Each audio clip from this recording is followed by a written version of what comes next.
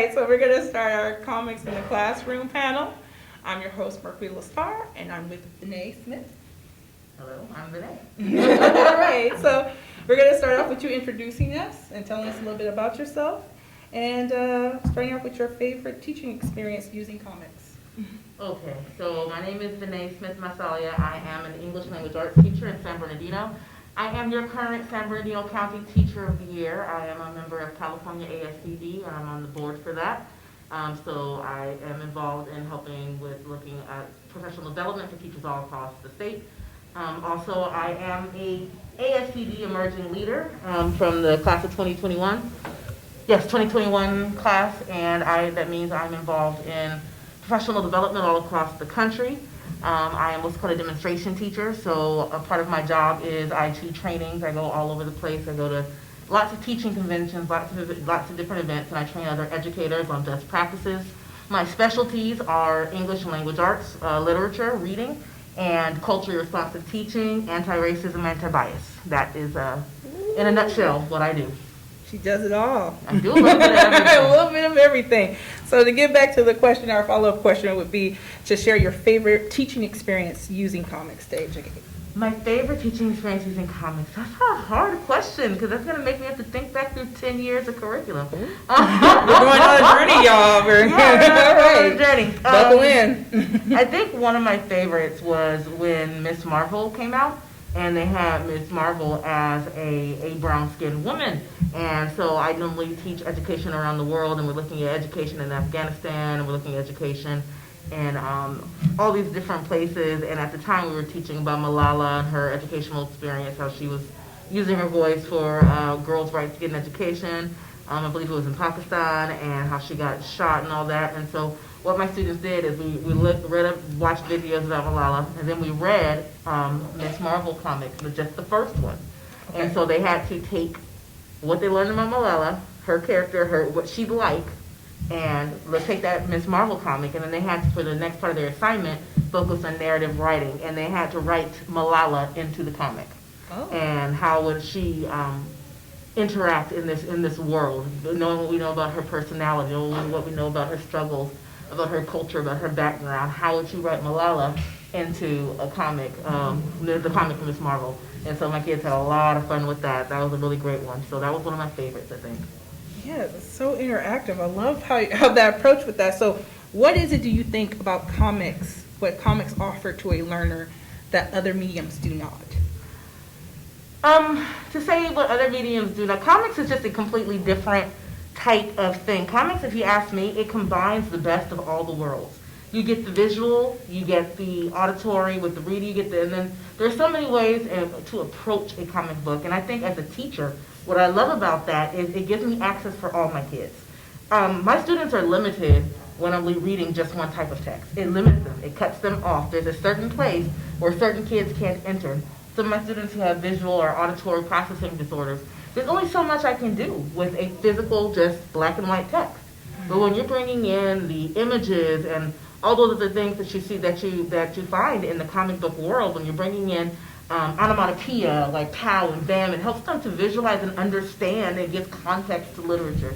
And that's one thing I love about comic books is it brings so much more context through the visual piece. Now me, I'm not a visual learner at all. I need print. I'm very, very, very print centric. So I'm cool with just the words. But so this is an example of you stepping out of yourself and what is good for you as a learner to find out what others need us to learn. As a teacher, that's always really hard to do. Right, because as a teacher, that's all the time, we always want to say, well, this is what works for me. And this is what I say when I'm training teachers. Because, we're getting the, this is how it's always been, and, the classics, and da-da-da-da, and I always tell them, okay, well, let's talk about what works for us. Mm-hmm. Less than 10% of the educated populace go into English. Less than 10%. And of that 10%, about 80 to 90% of us become English teachers. Mm-hmm. So what works for us is statistically insignificant. Who cares? To what's going to work for the majority of people. We don't teach just the 10% who went to get English majors. And we don't teach the 80% of that 10%. They're our coworkers.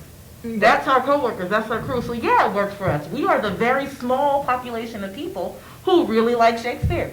So everybody else is not us. Right. And who cares? We are teaching the entire populace, not the less than 10% that are really into the things that we're into. Now, don't get me wrong. I love classic literature. I am a literature nerd. I have a bachelor's and did my master's in English literature. I love it. But that has nothing to do with the fact that most children I teach are not going to grow up and study literature and become an English teacher. They need to learn how to read and write and think and be logical and how to use those skills in the real world. And you know what? If I can teach you how to do that with Superman, as opposed to William Shakespeare, then I'm going to use Superman. Because one day, you are going to be the person who I have to go to file my taxes. I need you to know how to read. Read. So this is a way for you to encourage them to read more? Absolutely. Absolutely. Research suggests, and I'm doing just put out an article on the Educator Collaborative, it just published about a week ago, and it's talking about the fact that all modern research suggests, and it's not even modern research, it's about 40 years worth of research that shows the only way to improve reading literacy, the only way, is by getting students to read high interest, self-selected texts. High interest, self-selected texts. I'm sorry, but most of the stuff we teach in school is not high interest, self-selected text. It's not. And so if we know for a fact, if the science has been proving this for 40 years, and we have hard data, this is not anecdotal data. We have hard data and anecdotal data that proves it. And we're also in the school system up about these test scores. Only thing that improves test scores is higher reading levels. Also a proven fact. Only thing that increases reading levels is high interest, self-selected reading text. So for all of us educators who are out there saying, but they need to read Othello. But do they though? Do they, or do they need to read something that's going to be interesting and fun that's going to make them want to turn the page and continue reading and up those reading levels? That's well, you also need an entry point. You do need an entry point. You should have an entry point and then maybe work up to Othello. Well, here's the thing, though. I don't agree with that. Working up to Othello. Okay. During the time of Shakespeare, Shakespeare was common literature. He was not high literature. He's only high literature because we decided he is. That's true. In 50 years from now, we have no idea what's going to be considered high literature. At the time of William Shakespeare, he was considered lowbrow. So there is no such thing as working up. And here's the thing about the academy. People get really, really caught up about the canon. And I can say this as someone who's part of the academy. The canon is just what we picked. The canon is just, I say this to teachers whenever I go, I train teachers all over the country, you guys. And, but they say this and they say that. And I always ask the question, who is they? We write our own curriculum. True. Teachers are in charge of what we teach. So we get in group conversations together and we work together and decide, but there is no there. There are these false white towers that we build to lock people out with. We hold the keys. We built the wall. So it sounds like you're having there's pushback here because you feel like you're fighting, you're pushing from the passion to the language you're using. So let's talk about that. What's the actual pushback that you're feeling? What is stopping others from getting on board with accepting and teaching comics in the classroom? We like to do what we're comfortable with. And that's not just teachers. That's just human beings. We like to do what we're comfortable with. We like to do what's already been done. We like to do because it's safe. Mm-hmm. It's safe for me to keep teaching To Kill a Mockingbird. It's actually not safe for children of color. Don't teach To Kill a Mockingbird unless you're going to teach it in concert with another text that breaks it down. But that's a whole other discussion. But it's comfortable to teach the things that are considered canon, that are considered what we always do. But what we always do is comfortable because it was put into place by people who decided that this is what was good enough. And here's my thing. If I want my children to learn what I'm trying to teach, and I'm trying to teach, as a teacher, my job is to teach standards, right? I have certain standards that I am required to teach. Those standards do not suggest what type of text to do. But if I want to reach my kids with those standards, I need to reach them with something they're going to care about, something that's going to interest them. I can teach my students to read at an 8th grade reading level with any text. It does not have to be what the canon suggests it should be. I do not have to read anything that everyone has read for the last 50 years. It can be interesting. Literature does not have to be boring. Literature is what we make of it. And so teachers sometimes struggle, number one, because it's power. And I love my colleagues. We are, I think English teachers are the greatest people in the world. But we have a good deal of power and control. And it's hard to transfer that control to your learners. It's hard to transfer that control. It's hard to pass up doing what you love. I love William Shakespeare. I love British literature. I mean, I can wax poetic about British literature. That's what I do. But the fact of the matter is my 13-year-old students don't care at all. Not even a little bit. But you know what they will talk to me about for hours? What they will wax poetic about is Spider-Man No Way Home. And I mean, I got this whole get up for my kids on Spider-Man on the preview day. I'm such a nerd. My students were so hyped all week. Oh my God, they're going to be dropping the preview on Wednesday. Going to drop the preview on Wednesday. So I came to work on that Wednesday with the hoodie and the mask. Yes. And my students literally started screaming and clapping. Everywhere I went on campus, everyone was like, oh my God. Like I was like a celebrity. It was hilarious. But you know what? Every kid showed up in my class that day ready. They want to see, oh, what are we about to do today? Okay. You get them excited about learning. You get them excited about English. You get them excited about reading. They want to be there. They're like, I don't want to miss out on class. You probably got kids from other classes like trying to get into your class. We certainly did. And you know what we did for our starter? We watched the Spider-Man No Way Home trailer. And then we broke it down into thematic elements. And we talked about the mood and the tone because those are my standards. My standards are looking at mood and tone and pulling out thematic elements that were present. And you know what they're going to remember for the rest of their life? Mood and tone and thematic elements. Because I taught it with Spider-Man No Way Home, wearing my Spider-Gwen mask and wearing my white chucks, and my kids were here for it. And they were hyped. And they say every single day since that day, I can't wait for the movie. You going to the movie? You going to the movie? You got your tickets? Of course I got my tickets. Oh my God. Are you going to be here that day? You guys. Of course I'm not going to be here that day. You're going to have a sub. That's great. And then it's because it's something they're able to connect to.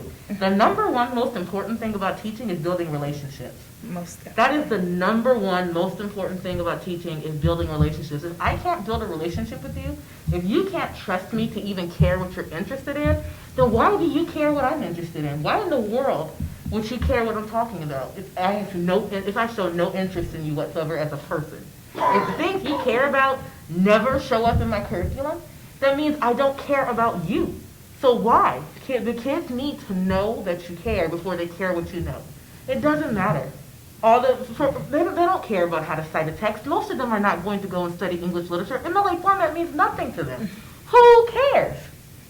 But yes. when they're using MLA format to cite a text that we were talking about in comparison to the recent comic book, and now you're citing Stan Lee versus another comic book author, now all of a sudden I got your attention. Right. Now you are going to remember that MLA format like nobody's business.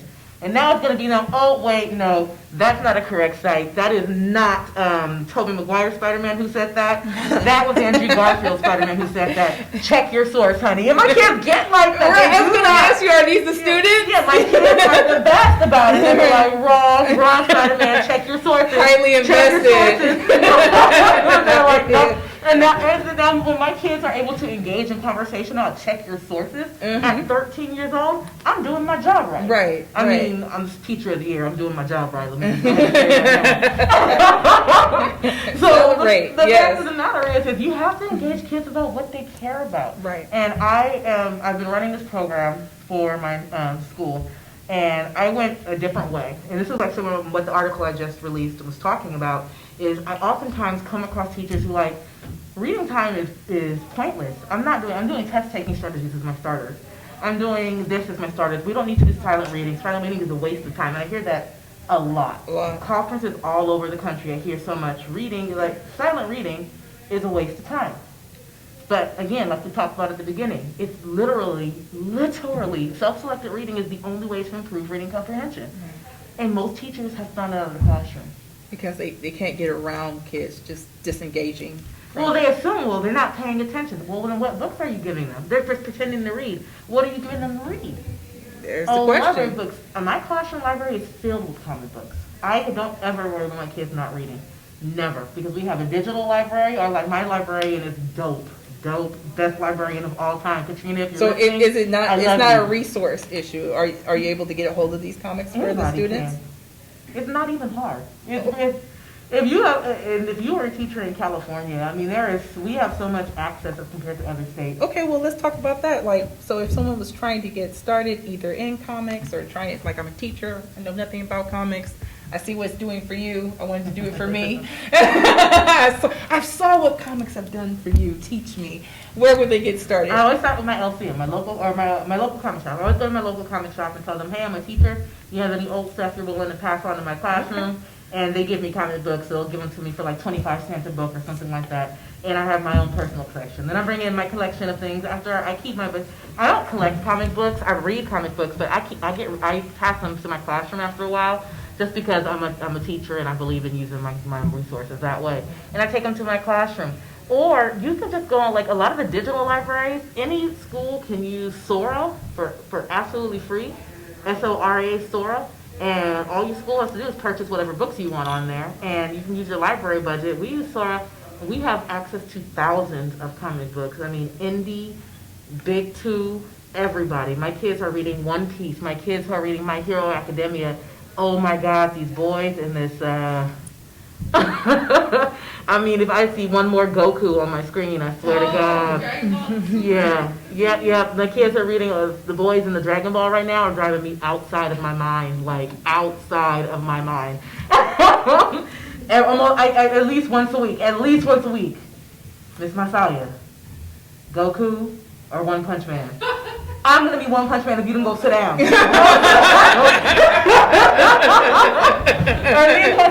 Smith-Matsalia, Goku, or Superman. I don't know, they worship Goku right now. I just needed to stop.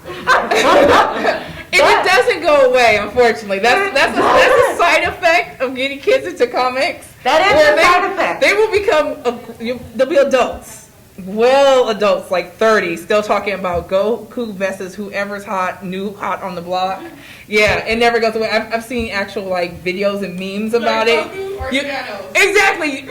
I saw that. No, that's real. Let me tell you guys. We had how with the pandemic we were all teaching from home last year, right? So I'm teaching in my house, and I'm teaching my students, and we're having this conversation, and we bring up anime because I'm that teacher. I bring up pop culture and things in my classroom and put it in my curriculum a lot. And so for our journal, I said, okay, for all my fanboys and fangirls out there, today's journal, you need to write me a concerted argument using evidence, and you need to give me evidence, you need to give me support using strong details. Is it going to be Goku, or is it going to be Superman? Now don't come in here telling me which Goku, which power level Goku. You need to be specific. You need to tell me which Superman. We're talking about Superman Golden Era, Superman Red, Superman Blue. And they're like, oh my God, you know all this? Why did one of my students' dad push their kid off the computer? Be like, wait. Sir, I am teaching English and this man got in and he held a legit 30-minute conversation with the class about which one, and he was trying to out nerd me, and I was like, oh honey, you don't know my nerd condition. I'll teach you too. Sit down. You don't know who you're talking to. The credentials are strong. I'm not just an English teacher. I am the West Coast president of Women in Comics Collective. Sit down. So we sat there, and me and him had a whole debate, and at the end he was like, you're good, I like you. So does your kid. That's why they're passing my class. I have an excellent passing rate in my class. Nobody is bored in my class. And it's not social promotion. These are kids who are earning these grades. No, my kids are earning the grades because I have the second highest test scores in my school. And I'm not teaching the textbook. I am teaching with stuff the kids care about.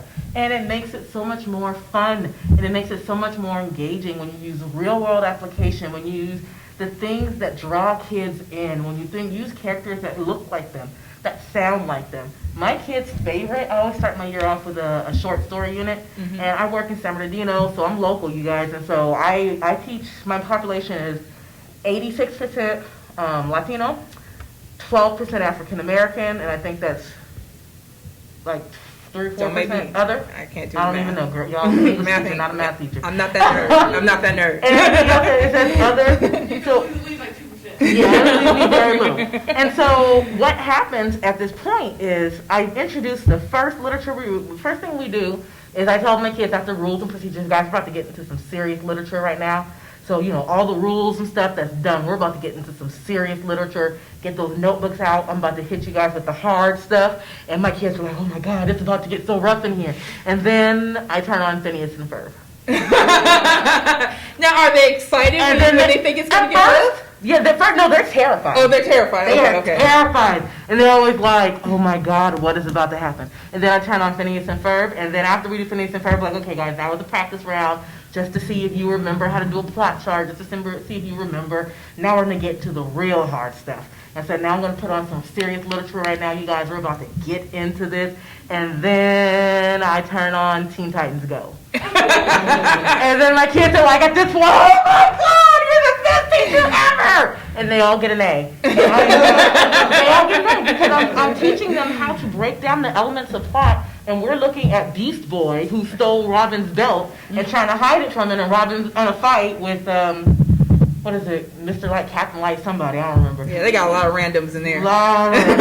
And he's going, and they're like, tofu? Why is there tofu in my bag? My kids are dying. They are like, and I'm telling them, and that's when I explain to them that literature is what we say literature is. Mm-hmm. And so I'm always telling them at this point, now you understand high literature can be whatever you say it is. High literature is any text that you read and you analyze.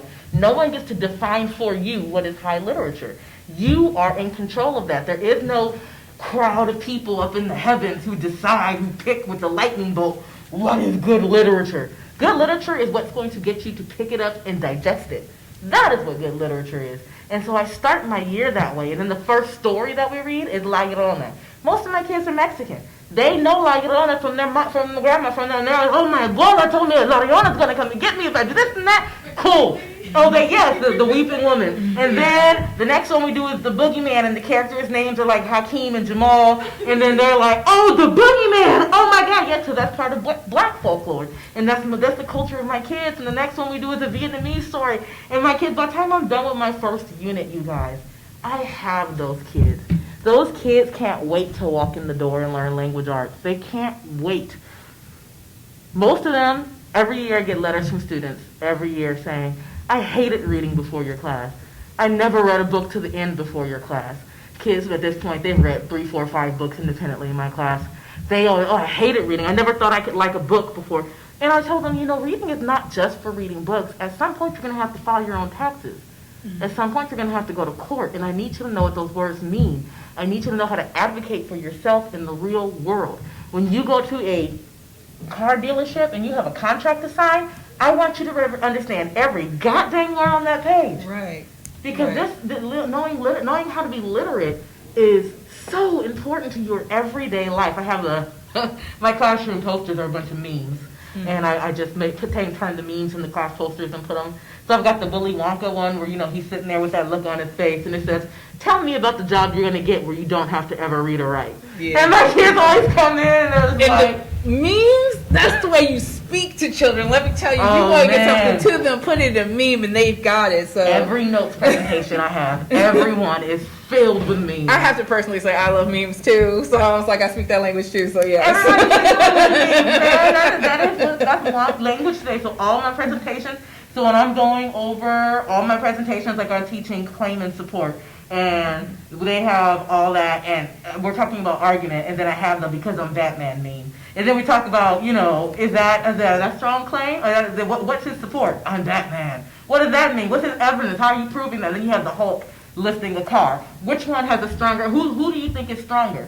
Batman, who's just a rich guy in a suit and a belt, or the Hulk, who's literally showing you his ability lifting it up? So when you write me an essay, I need your essay to look like the Hulk. I don't need it to look like Bruce Wayne. I need the Hulk. And so my kids will come and be like, is this essay the Hulk? Did I Hulk out my essay? Be like, ooh, baby, your essay's looking a little bit like the Flash. It's kind of fast. I'm going to need you to look. You're going to have to add a couple paragraphs to that sucker, okay? And I speak this language with my kids, and they get it, and they understand it, and we love each other for it. And I'm not into all pop culture, so they love telling me about stuff like, oh my God, Miss Matsalia, there's new. And at that age, that's so valuable, right? Because children want to share their world with you. And so if you've already built that rapport with them that says, I'm into these things, come talk to me about it, and then will you then go forth and then put it like into your curriculum? I have many times. Yeah. The downside of that, they always want to talk to you on your lunch break. Oh no. I do want to answer that question. I don't know if anybody else is curious, but I'm personally curious. Who won with the Goku Superman essays?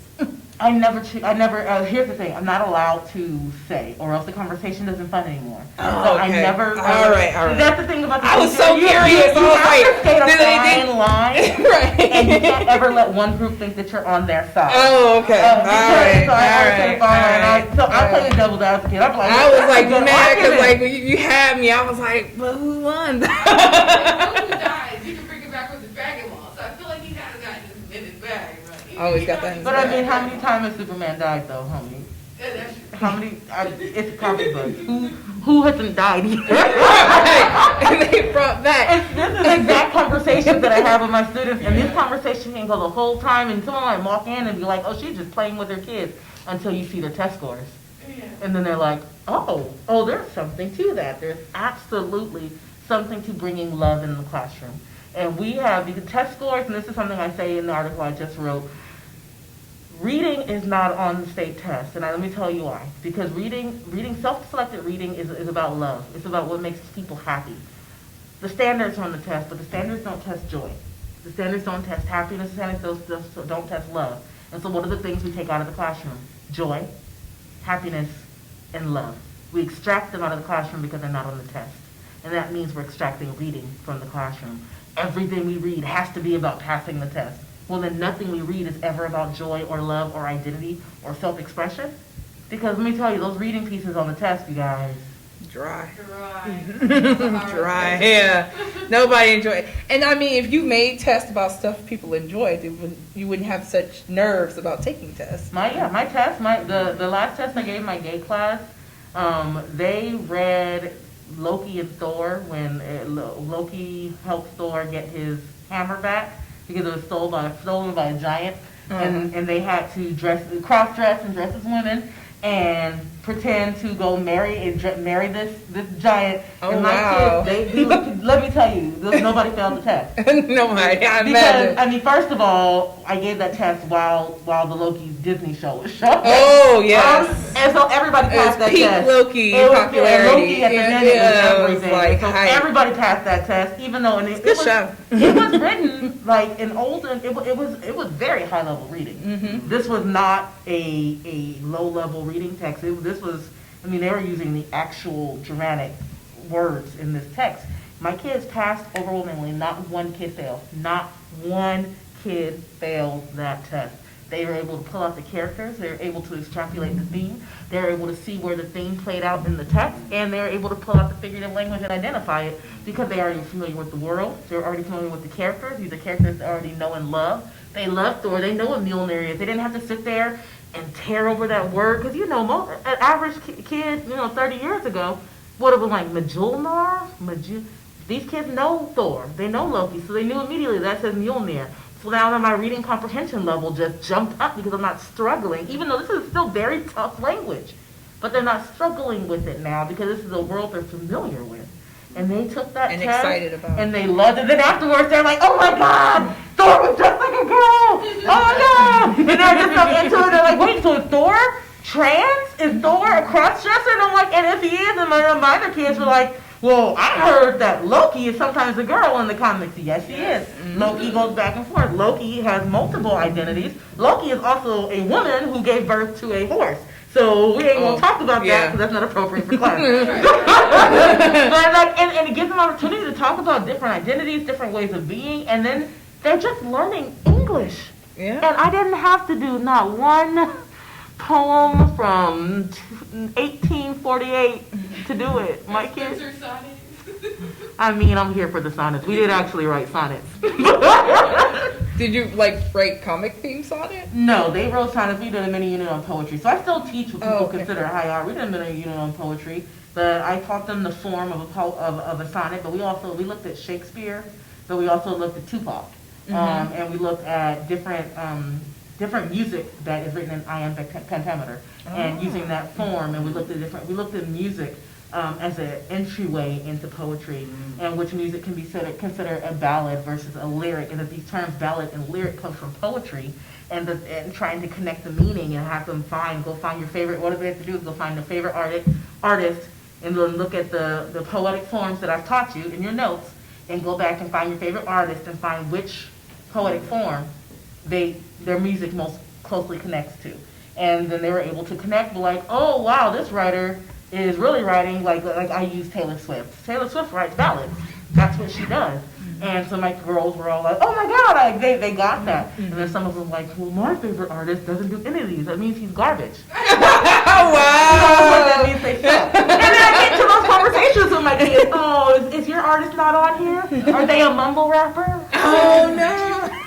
So then it's not actually music. Oh, okay. And then we get into the generational war. We have this fun conversation and they all mad and yelling at me and 21 Savage is the best. Hi.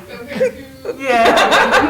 I'm sorry. I grew up on Tupac and Biggie, so you're going to need to really give me some evidence to support that argument. Right. Give me an essay. I'm gonna need some bring in your points, and we'll talk then. I'll be like, oh, but he sold this many records. Ooh, you just told me that he's popular, not that he's good. There's a difference. There's relevant definitely a difference. and sufficient evidence is what the standard says, sweetie. Find relevant and sufficient evidence. There you and go. then in all these little silly conversations, I'm teaching them literature. I'm teaching them how to make a good argument. I always tell my kids, when my kids say, why do I need to do this? I was like, well, one day you're going to get pulled over and get a speeding ticket, and you're going to have to go to court, and it's going to be you versus the officer to decide if you have to pay that ticket. And when you stand in that courtroom and look at that judge's face, I want you to remember Smith-Matsalia taught you how to make a sound argument with relevant and sufficient evidence. And when you walk out of that courtroom not paying your ticket, I want a letter.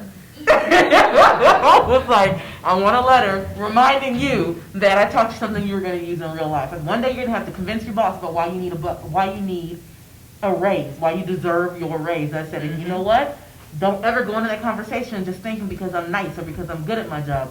Prove it. I was telling my kids, I don't care what you think. I care if you can prove you're it. bringing up like the real world applications of what you do. So what happens when these kids leave your class? I mean, they write you letters. All the time. And I imagine like teachers after you have comments time. on what it does. And so does it continue to give after they've left your class? So much. I get kids writing me letters, emails all the time, saying, I learned this in your class and I'm using it. And I actually had a kid this last school year when we were just assigned send me an email. I hadn't seen this kid in like 5 years, and he was saying, I was really struggling with this. And then I remembered that you did this way back in 8th grade. This kid's a freshman in college. Oh. He went back to his notes from my 8th grade English class, because I keep all my Google been using Google Classroom for years, long before distance learning. And he went back and found, and he was like, I'm so glad you kept my Google Classroom open. I went back and I found all the old notes that you gave us, and then I used them, and I got to pass my freshman essay using the notes from your 8th grade English class. And I was just like, well, kudos. That's why I gave them to you. But you get that a lot, and that's what makes teaching, I think, such a beautiful thing. Is you have no idea the impact, how far that impact's going to go. You have no idea how far reaching that's going to be. I teach middle school, you guys. Who remembers middle school? Who enjoyed it? Well, one. No. Middle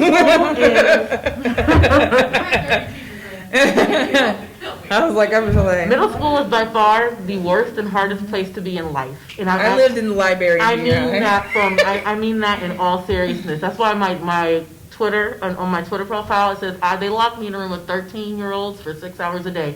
Your Twitter drag doesn't scare me. Middle school is a rough place. Everybody is going through changes, and it's all about identity, how you perceive. And then modernly, you're doing it all with constant observation, constant surveillance, constant social media. You are going through the biggest change and transition of your life. Like I tell my kids on the first day of school, my job is to get you from 7th grade reading stories like Ricky Tikki Tavi to 9th grade, but soft, what light through yonder window breaks. It is the east, and Juliet, she is the sun. It is the sun. And you have to understand what it means when you leave my classroom. And that is a huge transition. And it is hard for everybody. The bullies think everybody is watching them. That's why they bully so much. The popular kids think that everyone is watching them. That's why they dress and act the way they do. The nerdy kids think everyone is watching them, which is why they hide in the corners. Everybody thinks everyone is watching them, and none of them are wrong. None of them. Middle school is hard.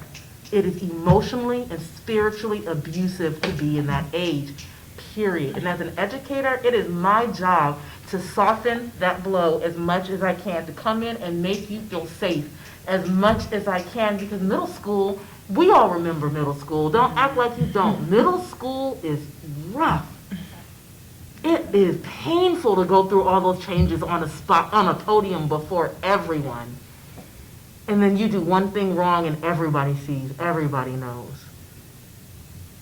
You don't ever live it down. Yeah, we don't have social media to document it, like from our generation. They do. And they do. And so my classroom has to become a safe space because I need you to be able to learn despite all that. I need you to be able to come in and be able to put all that down. My kids, because I created this environment with my students where it's one of trust and enjoying each other and being into all the, and my kids don't pick on the nerds because the second they do it, they're like, oh, you got a problem with nerds? Mm-hmm. Oh, and then my kids are like, oh, no, not you, man. Oh, no. Oh, because, you know, I grade you, so say it again. Well, I got the grade book out. Say it again. I grade you. And then I also bringing your identity as a teacher, who you are into the classroom. So many teachers like don't smile till December, and you know, but your life is none of their business. No, my personal life is not any of their business. But parts of my personality, when I bring my personality, I'm a nerd. I bring all my nerd culture into the classroom because the kids can identify it. And once they identify it, if they identify with me, they feel safe learning with me. And I let my kids know there are two sides to this coin. You just being a nerd is not a singular thing. I'm a nerd, but I'm also from Compton, and I dare you to run it. And my kids are like, wait, you're what? Yeah, you heard what I said. Oh, but don't make me put this one thing coming down. Like, you stop playing. And my kids, they see that, and they understand, and they realize, and it helps them understand. It also breaks stereotypes. Yeah, it does, because I was like, sometimes when they see us, and we're being nerds, and, you know, we're much older, we're confident in ourselves, they don't understand that we share a lot of the same backgrounds. They're assuming, I know I got this, oh, you must be from LA, so Palace States. Mm-hmm. When I was like, and I'm like, I had never visited Palace States before high school, but I'm here in high school and people are accusing me of being in this neighborhood that I had to look it up on a map to know, like, what does that mean? And so they make this assumption that you've had an easier time, you're living a different life. And you're like, no, I was just like you, going through a lot of the exact same things that you were, and I had to figure a lot of this out. But because I remember that, I want to be here for you. Which is why it's so important that we get educators who come from all walks of life in the classroom, because kids need to understand that the world's open to all of us, not just some of us. The world is open to everybody, and there is room for you in this space. Not only is there room for you, but this space is for you. The space is not for me. I work here. This space is for you. Mm-hmm. And I want all my kids to feel safe, so I bring in all the things that they love because I want them to feel safe. You don't come in my classroom, you're not going to find a bunch of academic posters. You won't. I have my Marvel Comics poster behind my desk. I've got Wonder Woman on the back wall because, you know, DC only gets a tiny corner in my classroom. I got my Doctor Who poster up at my desk. My kids walk in and everyone's like, what is going on in here? What is this? This is the beginning of the year? Yeah, and they're like, is this the elective room? No, welcome to English and Language Arts. Please take your seat. And my kids are all, you know, you should see them walking in. The big poster over the clock in the room is of Joker in the nurse's outfit saying, a student is absent, no one bats an eye. A teacher is absent, everybody loses their mind. My kids like love that I have them right there. So when there's a sub, please know, I see you, children. We're right, life together. Right. And it's just so important that I create a safe space for my students to be able to be who they are. So all my kids don't identify with the same things, but when I put a little bit of all of them into my space, when I put a little bit, and when I learn things, my curriculum is always changing. Mm-hmm. I'm not teaching the same thing this year that I taught 3 years ago because my population has changed. Right. Like my population is different. What they're into is different.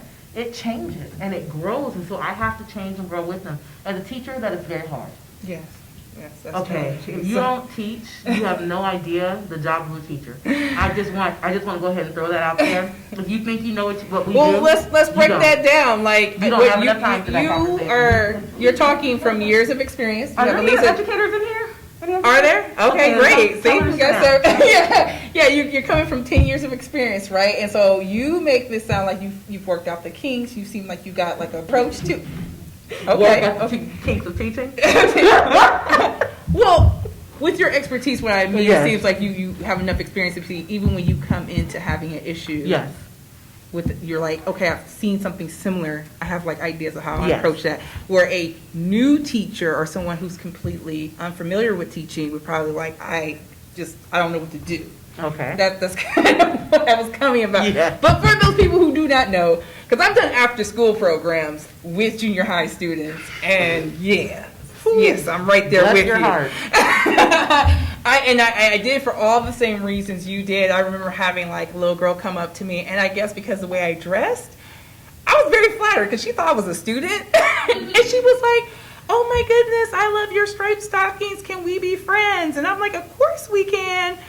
But I just want to be clear. I'm like your arts teacher for after school, and she's like, "Oh, you are?" I'm like, "Yeah," because I think she asked me like what grade or something I was in, and I was like, "Oh no," but I still wanted to be her friend. I still was like, we can you can come to my after school arts class and stuff. But her seeing me, us looking alike, being like the same shape and everything, really, I think like she's looking for friends, and we were friends until I left that site and stuff. So it's very important to do what we do. But I want you to break down what that teaching looks like. Which teaching are you referring to? The teaching you do in your classroom with the comics, like when you're approaching your curriculum. Like what you do with the curriculum changing? With the curriculum, you're saying you don't know what teaching is. Let me tell you all the things I do in teaching because I believe that. Well, because I there's always people, start with the standards. The standards, yeah, because there's people who are like, oh, you're just babysitting kids all day. And I will punch every one of them in the throat. Right. And I know from experience, there's so much preparation. There's after hours in teaching. You take the work home with you sometimes, especially if you want to do a good job. So I want you to speak on that. Yeah, I pay a lot of money to do those trainings. I charge a lot of money for those trainings, actually. But I'll give you. Look, you know your worth. That's all that's about. You know your worth. A brief breakdown. Always when you're teaching, you always start with your standards, and all teachers know that. I don't teach with the idea of my content coming first. My standards come first, always.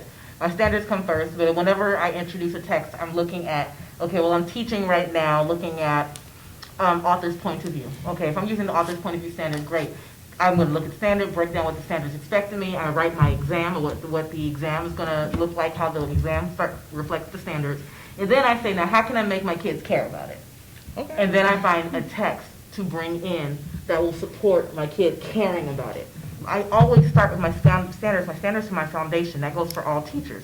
But the question is, once I have my standards in my exam in place, how do I make my kids care enough to get them to pass this exam? That's how, at the end of the day, how do I make them care about this standard enough? Because at the end of the day, guys, if you're an educator, if you're not an educator and you've never read the standards that your child is responsible for learning, I challenge you to go look them up. Look up the standards. Before you ever speak about a teacher, look up the standards. I have to teach 46 standards, and they have multiple sub-standards. And I have 156 students that I see for 45 minutes at a time, 7 periods a day for 186 days. Do the math. That is god dang near impossible. It is not easy. So I have to know my standards very, very, very well. And I have to really be very meticulous about what I'm teaching, how much time I'm spending on it. And the thing is, I don't have time for my kids to get bored and lose 3 days of my curriculum because they don't care. I had a lesson that let me tell you how much I loved this lesson. My kids were looking at the Federalist versus Anti-Federalist papers. It was me and the history teacher doing a unit together. And I loved this. I mean, when I wrote this curriculum, I was so hyped. I loved it. It was dope. After day 3 of my kids staring at me, like I had lost my whole entire mind, I had to throw the whole thing away. And I worked hard on that curriculum. Because we were looking at ethos, pathos, and logos in speech, and my students were not. And I threw it away. And then we looked at commercials and cartoons. And we looked at commercials and we started doing the one with the little violin thing in the background. I'll give you guys a spiel that I give my kids. This is Jamal. He's hungry. And you see the fly landing on his face and the distended belly. And, oh, Jamal has not had clean food and clean water in 14 days. Help Jamal today. And then my kids are like, what? Are we watching this infomercial nonsense? And I'm like, okay, now that you've all seen this at your grandma's house at 2 o'clock in the morning, right? So right in the middle of the day when the stories come on. Or when the stories come on. So let's talk about what is this trying to show us? What are they trying to convince us of? Now, are they using logic? Are they using emotions? Let's go back and look at these images again. Now, then we go back and then now we look at a commercial for the for some video game. Are we using ethos, pathos, or logos? That lesson, my kids passed the test like that when I taught it that way. When I tried doing it with my super dope, amazing, really great lesson that I came up with on the Federalist Papers that I don't know why they didn't like, I got nothing. And so I have to adapt with my kids. I have to change with my kids. I have to grow with my kids. And it's hard to have to rewrite your curriculum at the drop of a dime. It's not easy. But who cares at the end of the day, who cares what I want to teach if they don't learn? Who cares? Who cares what I'm into? If they don't learn the standards, legitimately, who cares what I think? Mm-hmm. And I think a lot of teachers struggle with that. A lot of us struggle with again, sacrificing that power. But as I say, oftentimes, and in my writing, you're not sacrificing the power, you're just transferring it. You're transferring it with who needs to be empowered. We're already empowered. We are grown, educated professionals. We're already empowered.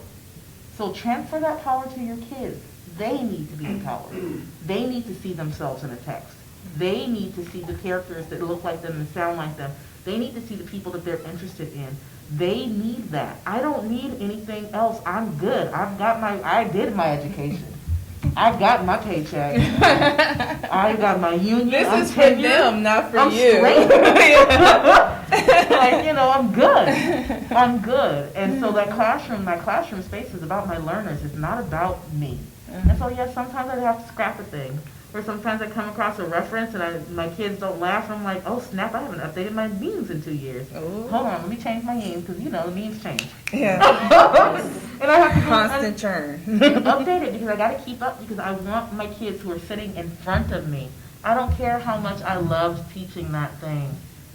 If my kids are no longer into it, if it's no longer relevant to them, then I'm no longer reaching them on that level. And they're no longer going to perform where I need them to perform. You almost sound like a comic on stage, like testing material. Like, oh, that didn't get any laughs. Okay, let me. All right. It didn't work. That's exactly what teaching is. You are on stage for 6 hours performing for a room full of angsty teenagers. It is the hardest job. That's the hardest room in the world. Tough room. Middle school kids, that is a tough room. You have to come out, please, middle schoolers. I don't care what you do. Yeah, I found like you're being pretty successful. So, what's some of your favorite canon that you like to use to teach in the class? So many things. Okay, let's get into it. Right now I'm teaching Long Way Home by Jason Reynolds. That's great. The kids are really getting into that. I teach Hunger Games. That's the one thing that has been enduring in my classroom is the Hunger Games. It lasted, I think, 8 years. The longest any text has lasted in my classroom because it continues to be relevant, interestingly enough. That's my kids' favorite. And here's how I bring in the Hunger Games and make it super relevant to kids today. Number one, we read the book. The book is just really well written. It's just a good, well-written story. But they're all able to identify with being a teenage kid who is coming from poverty and having to fight a world of problems that they did not create. And my kids, they identify very deeply with that character because San Bernardino, where I teach, is an area of high poverty, and so they identify with this character and her struggles very, very deeply. And then they also identify that, does the boy like her? Which boy likes her? So they all love the love triangle.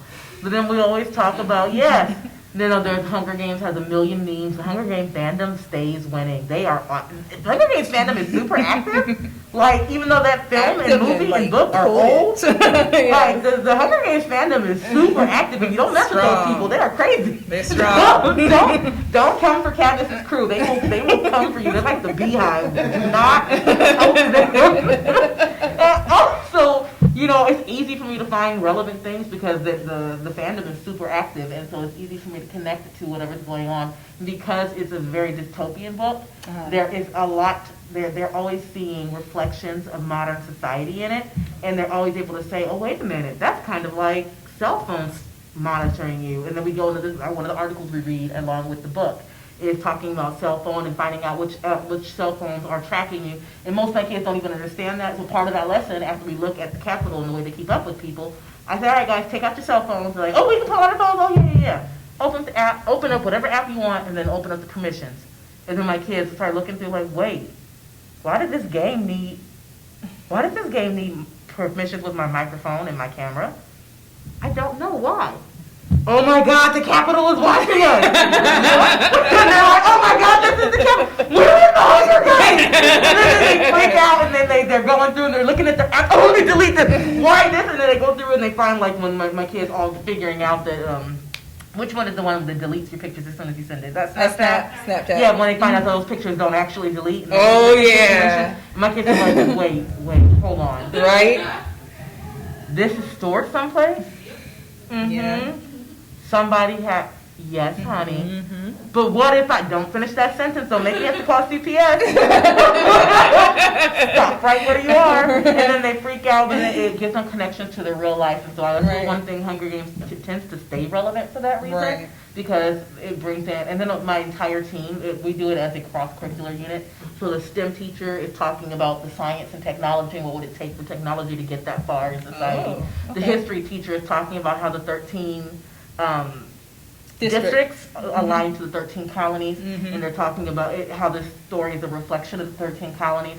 And who is King George versus who is Katniss, and is she the Hamilton of her time? Is she the who of her time? And then District 11, they talk about District 11 being a reflection of the civil rights movement and the end of slavery, and how everyone in District 11 is portrayed as a dark-skinned person, a brown-skinned person, how they're treated, how they work in the fields, how they pick the food, and how they're beat with whips, and none of the other districts are treated that way. And then we talk about, this is the future. So what is the author, again, author's purpose?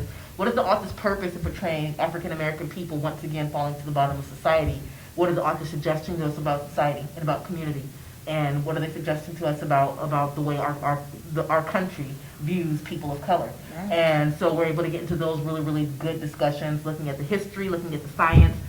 We look at the math. The math teacher teaches about probability and are the odds actually Everybody in your gets favor? in on this no, one. it's a whole unit. We don't teach about are the odds actually in your favor. So we do the odds. Snap, and that's so good. it's our team. It's the whole 8th grade. The whole 8th grade does it together. I mean, we know it's not. But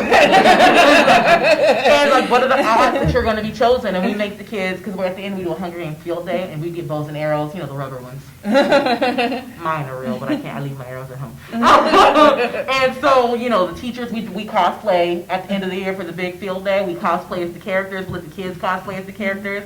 One of the math teachers built this amazing relay race across the entire field.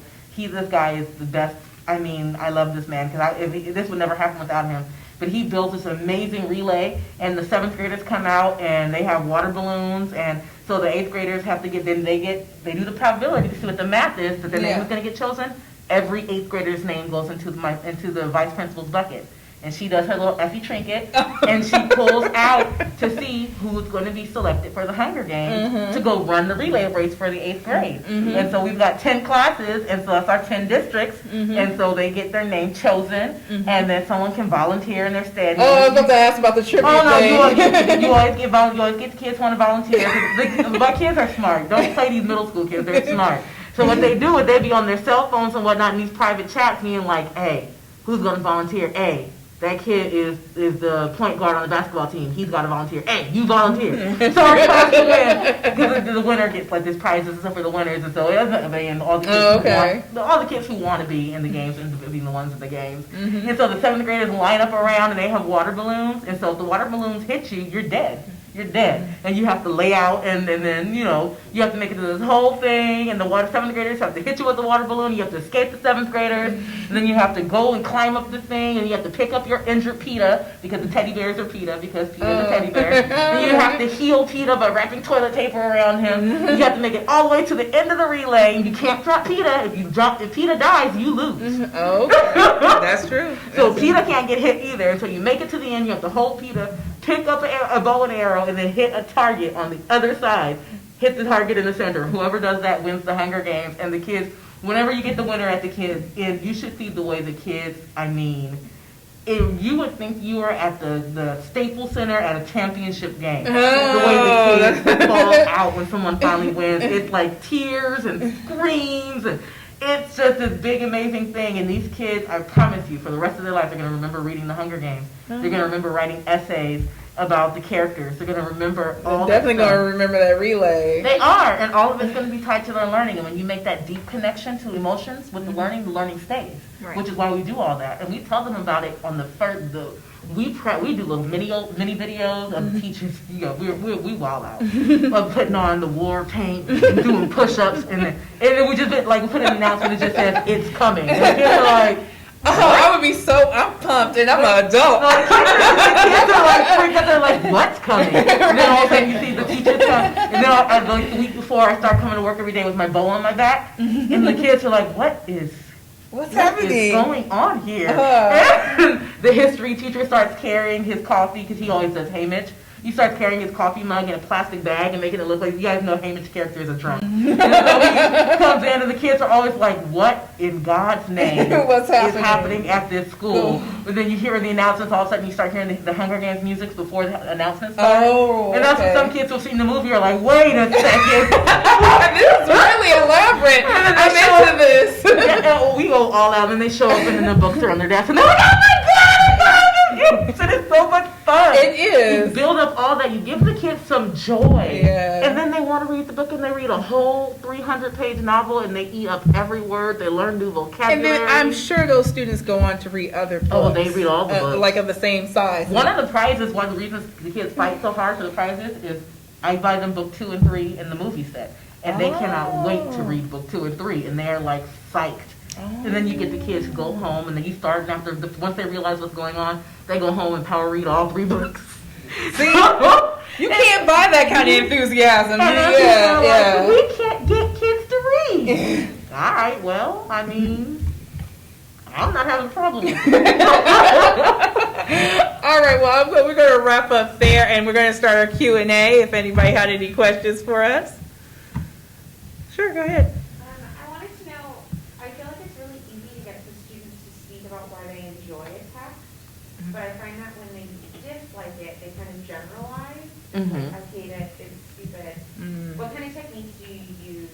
I feel like leading questions work decently well, but to get them to really describe what they're disliking in a text. To describe what they're disliking in the text, I always make my kids do 4 whys. Whenever I can't get my kids to give me a straight answer about something, I'm like, all right, 4 whys. And they're like, oh, yep, 4 whys. I don't like the book. Why? Because it's boring. Why? What's boring about it? It's just not fun. Why is it not fun? And then by the time you get to your 4th why, they normally have given you something you can read with. But my question with that kind of a question is, what is it that you're going for? What is the purpose of the information you're trying to extract? I guess especially with self-selected reading, they chose it for a reason. Maybe it just didn't meet their expectations. But then I also am coming from the assumption that I thought you would like it. And so I'm very curious to know why they don't. And I don't think they really always understand, like, theme, mood, what kind of didn't speak to them. So, but I feel like when they're so enthusiastic, that's when I get so many detailed answers. And then when they don't like something, I'm like stuck with them. Like, oh my gosh, well, how can I redirect you? Well, here's my question to you as a teacher. Who cares if they don't like it or why they don't like it? Are you suggesting that you just change and try again? Because I guess my goal is... You said self-selected reading, right? Try again. Yeah. Self-selected reading, here's what I do with my kids. And this is what I say this, and my kids could probably literally quote this if they say that they would just laugh. Because I say this every day at reading time.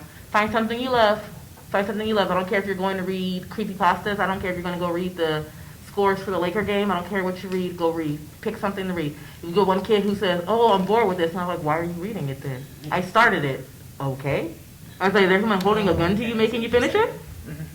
No. So go find something that will make you happy. Find what makes you happy. You don't like it, you don't have to tell me why you don't like it. I don't care. I want you to find something that makes you happy because I just want you to read. I don't care what you read. You want to sit there and read Captain Underpants until you bleed in the eyes? Go for it. I mean, one Captain Underpants will make me bleed in the eyes. I hate that. But it's super popular with my kids. Okay. So I don't even question why they don't like it. I don't care. But that's because I have privilege. This is a teacher privilege I have. My kids have access to thousands of books. We use the Sora catalog at my district, and so my kids have the ability to, at the drop of a dime, get whatever they want. So that's something I'm speaking from a place of privilege. So let me go ahead and say that. You might not be in the same situation. San Bernardino School District is amazing about getting literature to our kids. So I speak from a place of privilege where I can get my kids, and my kids they can read whatever they want. But I also tell my kids, use the whole internet. You have the whole entire internet at your disposal. Find something you like and read about it. Like, you want to go read somebody's blog? Go for it. I really don't care what you read because, again, research shows it doesn't matter what they read. It matters that they enjoy it so that they keep reading. It has no context whatsoever about what it is. And so my kids will go and read. They'll literally Google search scary stories and go find some stuff. I don't care. That's cool. I literally don't care as long as they're reading. And then they read, and then I use Who's Reading because it's a really fun free reading program that kids can write about what they read and respond to questions about their read, and they can literally do it with any text. And they do that. And so some of my kids said, can I read this poetry? Knock yourself out. Can I read the story that I wrote? Go for it. I don't care. My kids recently, everything's been Spider-Man recently. So can we go read reviews on the Spider-Man movie? Sure. No spoilers or I will fail you. and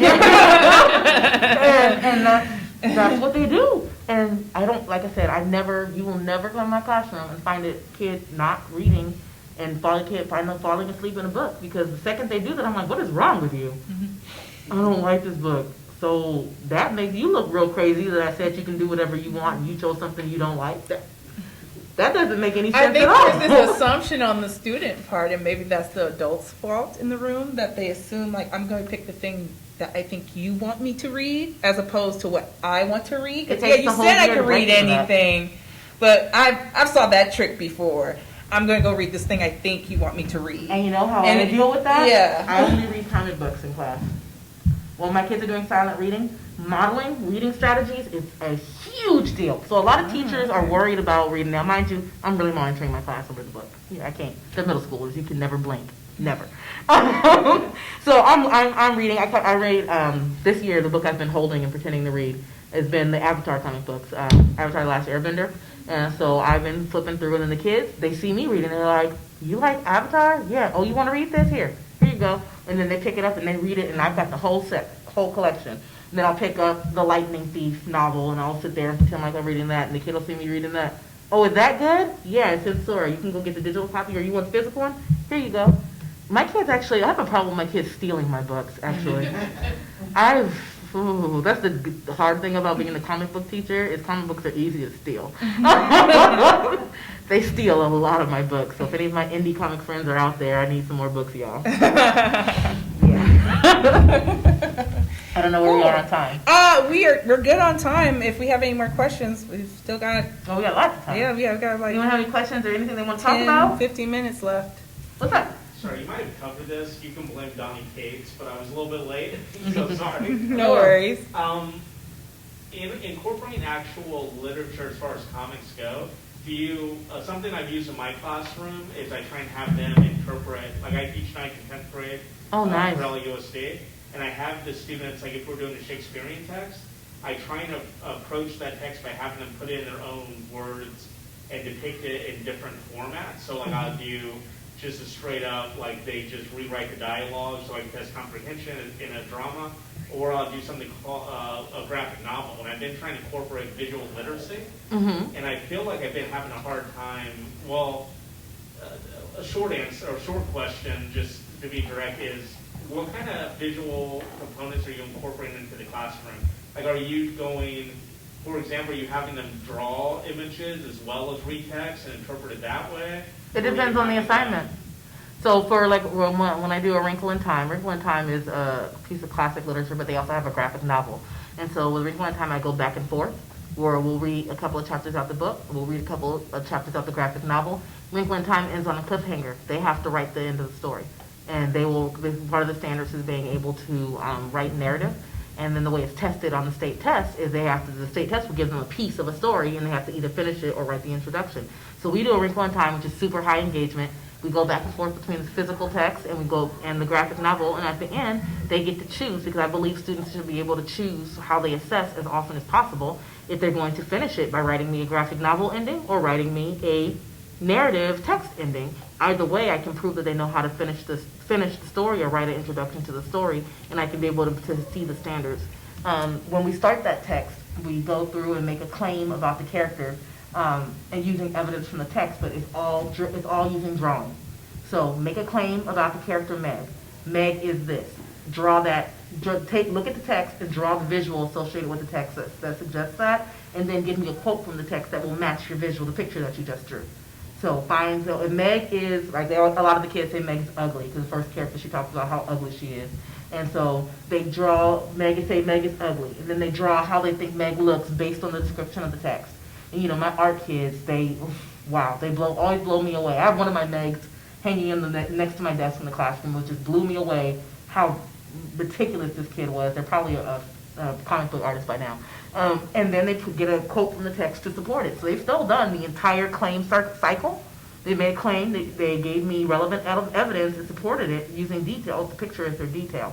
So I was able to do that. For the Hunger Games, we do something similar, make a claim about a character, but they get to pick, I give them a list of characters to choose from, and I have to tell them, you have to tell me the character's motivation. So the motivation for Katniss is survival. And then you need to give me a quote to support Katniss's motivation for survival, and the kids will use that, or whichever character they choose.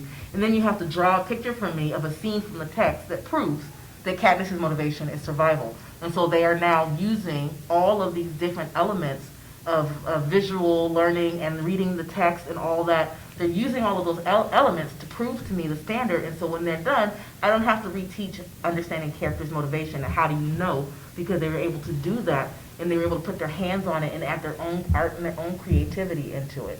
And then at the end of the unit, like my students get to choose how they're going to test at the end of this unit. There is an essay. There is a actual test. No one ever chooses the test. No one. I think once has someone chosen the test.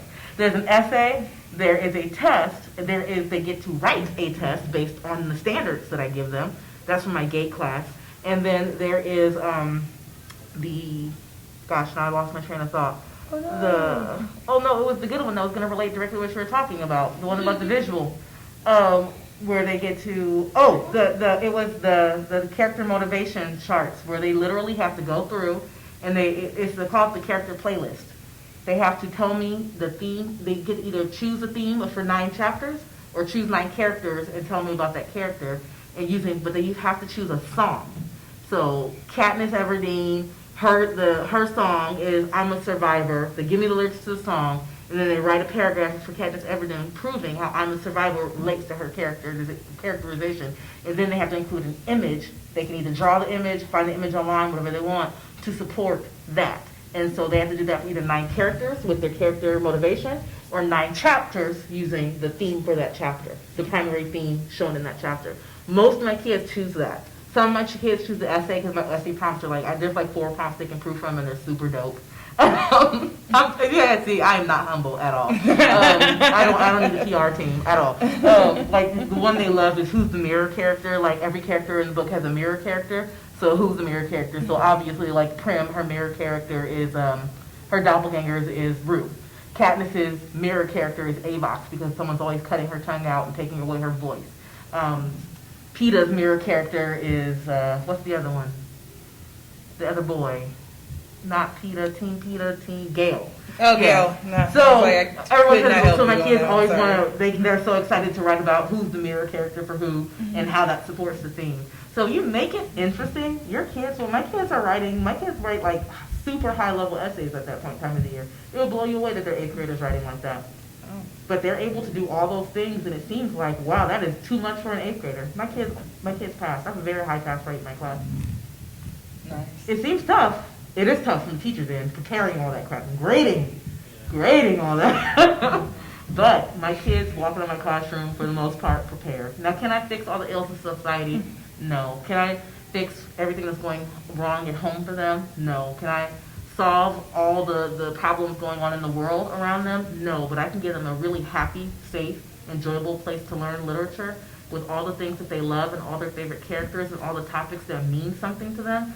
So they can walk out of that situation, walk out of my classroom feeling like they are a scholar. No matter where they came in, they walk out feeling like they're a scholar. The very first student who got when we started doing grade level awards in my class. My very first student who got the language arts student of the year, he came to me after, he was like, you know, I never passed English before. And I was like, what? He had like 110% in my class. He was like, I've never passed English before, and I never read a whole book before being in your class. Wow. And I was like, are you kidding? You're like, a feel one of those kids where you like, oh, this kid is like smarter than me.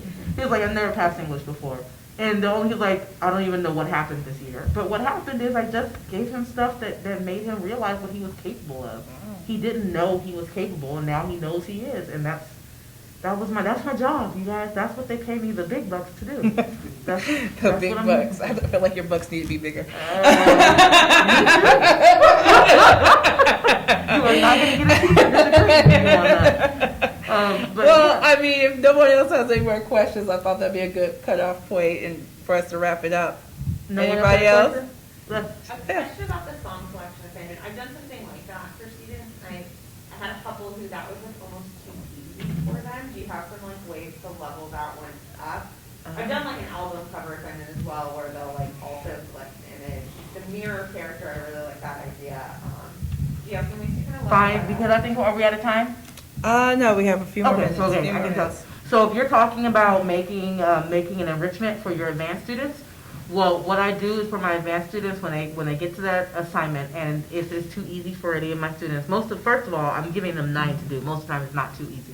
But if they were to approach that and they're getting done really quickly, now I'm going back and you need to do quality control, and I need to make sure that you're now working with a partner, and you guys are doing quality control, and one person's going to act as the editor.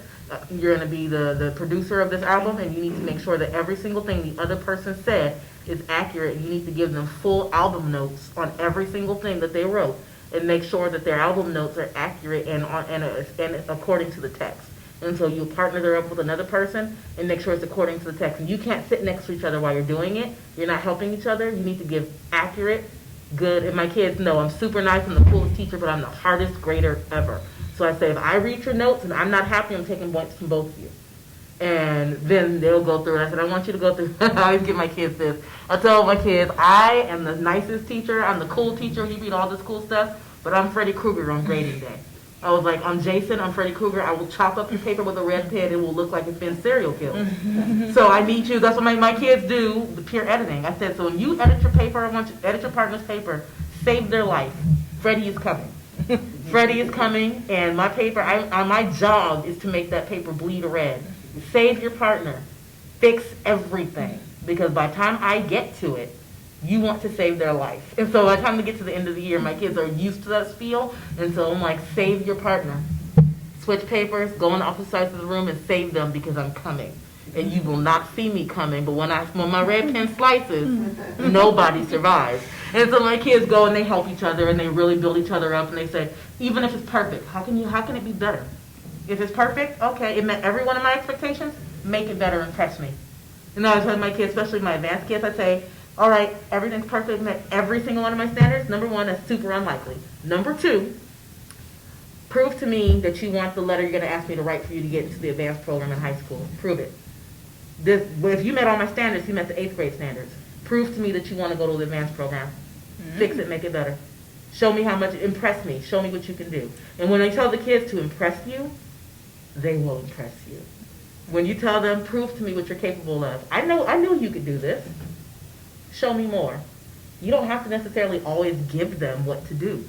Give them the freedom to show you what they're capable of in their own way. So you've done exactly what I asked. Great.